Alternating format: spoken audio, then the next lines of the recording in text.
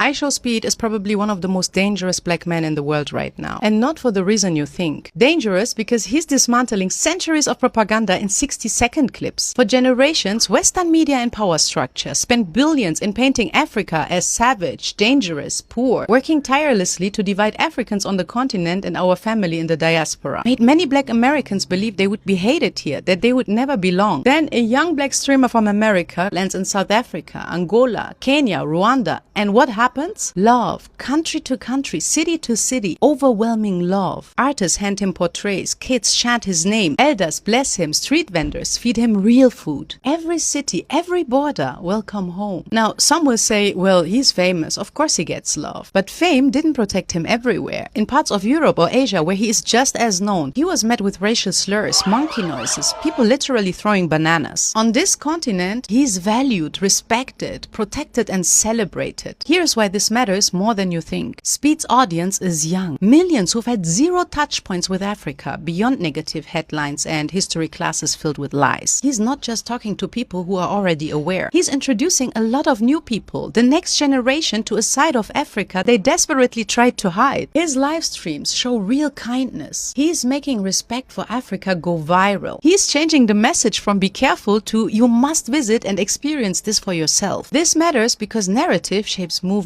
When a 16-year-old black American in Chicago who's been told his whole life that there's no food in Africa watches Speed taste local food in Zimbabwe and say, it breaks that lie in seconds. Now imagine black teens across the Americas. Watch how people on the continent embrace Speed like a cousin. Something shifts fundamentally. Maybe Africa isn't just struggle. Maybe Africa is me. And that's the danger. Dangerous to a long-running story that kept many away from the continent, away from its people, talent, and opportunities. Once you witness the love and feel seen, the old script stops working. You start planning trips that will build bridges, lead to real meaningful relationships, cultural projects, and business ideas. That means money, skills, and attention flowing toward African cities, not away from them. I left Germany behind and built a new life in Africa because what many of us already knew, Speed is proving live and reminding everyone who missed it. This is home. Africa is where we are valued, welcomed, respected, and able to build. Follow for more to join my journey of building a new purpose-driven life in Africa and a short-term rental business that creates home bases for my family across Africa.